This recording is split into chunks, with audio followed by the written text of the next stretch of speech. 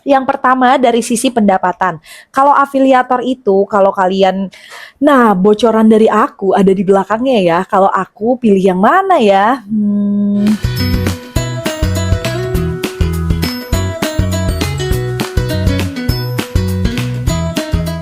Hai teman-teman, kembali lagi sama aku Tara Ayu Cempaka.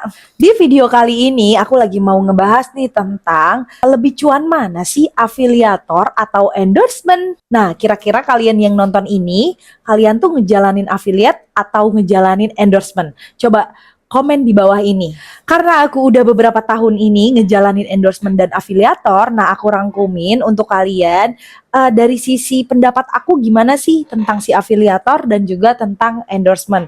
Lebih cuan mana ya kira-kira? Yang pertama dari sisi pendapatan.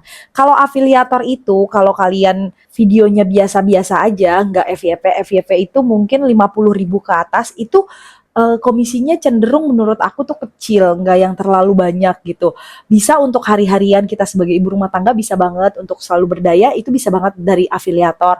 Tapi kalau misalnya mau yang gede gitu, pendapatannya yang lumayan, nah itu menurut aku afiliator itu nggak bisa menjamin pendapatannya terus-menerus di angka misalnya 10 juta 2 digit, terus itu tuh nggak bisa kalau misalnya kita nggak yang rajin posting, nggak berinovasi. Menurut aku dari segi pendapatan afiliator itu tergantung dengan kitanya ngulik ide kontennya, terus kita ngemas si kontennya gitu. Kalau yang kedua si endorsement, nah endorsement ini dari sisi pendapatannya dia bisa langsung kita dapat nilainya, tapi hanya sekali itu saja pas saat kita kontrak endorsement. Tapi lumayan mana nih Tar? Ya sebenarnya dua-duanya lumayan kalau memang kita lagi hoki dan kita lagi memang pada endorsement tuh misalnya ada nih 1 bulan itu ada 10 endorsement ya kan alhamdulillah banget gitu kan. Tapi kalau afiliator, kalau misalnya kita videonya nggak ada FYP nih Tar, ya udah memang komisinya cenderung kecil, nggak yang setiap bulannya tuh stabil di angka itu terus tuh enggak. Nah, yang kedua kita lihat dari sisi pandang dari usahanya ya. Kalau afiliator itu kita sendiri yang bikin timelinenya, yang kita bikin storyline-nya, kita tuh mau ke arah mana videonya itu tuh kita yang bikin. Tapi kalau misalnya endorsement itu kita dapat brief dari brand. Jadi brand itu nanti kasih kisi-kisinya. Aku mau di video kamu itu kamu harus kasih uji SPV aku. Misal kalau yang sunscreen anak gitu ya. Terus kalau misalnya kamu harus bilang nih ini dermatology tested, ini tidak mengandung paraben kayak gitu. Itu tuh kita udah ada brief khususnya yang gimana kita tinggal storylinein. Kita bikin storyline-nya sesuai apa yang dia mau. Nah, tapi kalau misalnya endorsement ini menurut aku usahanya lebih effort nih karena kan kita harus punya video yang berkualitas dan memang resolusinya lebih bagus dan ngeteknya juga berkali-kali karena gimana caranya biar bagus karena kita dibayarnya lumayan kan sama brand. Lalu kalau dari sisi kedua usaha ini gimana sih Tar yang paling rekomen? Jelas kalau misalnya bikin video afiliator lebih enak dibanding endorsement karena afiliator itu sesuai kita mau, kalau endorsement itu ada briefnya. Yang ketiga, sudut pandang dari fleksibilitas. Yang pertama, afiliator. Jadi kalau afiliator itu kita bisa nih tag video barengan. Yang penting kita punya nih dalam seminggu kita mau tag barang apa ya. Nah itu tuh kita bisa rombongan gitu. Bisa sekali tag, bisa berapa video untuk video setiap hari itu tuh bisa. Tapi kalau untuk endorsement ya cuman aku 1 kali tag aja. Bisa untuk produknya dia aja.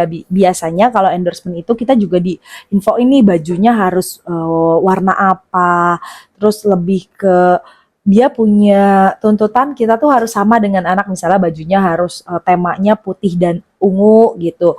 Jadi itu bertema dan itu sekali tag aja. Makanya kenapa kalau endorsement itu kita harus ada nilai di awal yang pasti karena itu bikinnya lumayan ribet ya dibanding afiliator. Tips memilih mana yang lebih cuan untuk di kedepannya afiliator atau endorsement. Nah kalian pilih afiliator kalau kalian followersnya masih sedikit. Kalian tidak suka yang di briefing oleh brand, tidak suka dengan deadline dan segala macam, kalian harus pilih afiliator karena afiliator kerjanya sesuai dengan kita yang mau gitu kan.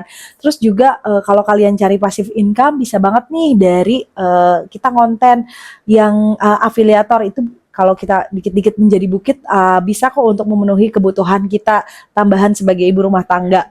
Dan kalian bisa pilih untuk endorsement kalau kalian punya waktu yang lumayan nih untuk bisa edit, tag video dengan brand gitu, dengan sesuai dengan briefnya dia, dan juga kalian juga punya followers yang lumayan. Kalau ada brand yang nawarin untuk mau endorsement, kalian ambil aja karena udah pasti nih nilainya, udah pasti kerja keras kalian, udah pasti ada uangnya gitu kalau dari endorsement. Tips tambahan yaitu kalian bisa menggunakan kombinasi. Kalian bisa kombinasi afiliator dengan endorsement. Afiliator sebagai passive income yang kecil-kecil menjadi bukit, nggak apa-apa, walaupun dia nilainya nggak pasti setiap bulannya, tapi kita ada pemasukan dari affiliate. Nah, kalian ambil endorse kalau kalian mau ada nilai pastinya gitu. Jadi kalau ini dikombinasiin, pendapatannya pun jadi lumayan banget. Sebagai kita ibu rumah tangga itu tuh udah alhamdulillah banget kalau misalnya kita giat, kita konsisten terus untuk bikin videonya dan mau untuk terus belajar dan progres bersama.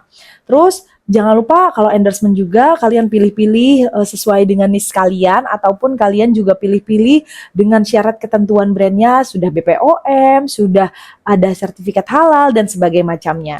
Nah, itu dia singkatnya dari aku. Semoga kalian terbantu. Jadi kalian pilih yang mana nih? Kalian tim afiliator atau tim endorsement? Jangan lupa untuk like, subscribe, dan juga komen video Tara Ayu Cempaka dan juga media sosial aku lainnya jika kalian merasa terbantu dan ini bermanfaat buat kalian. Jangan lupa follow. Dadah, sampai jumpa.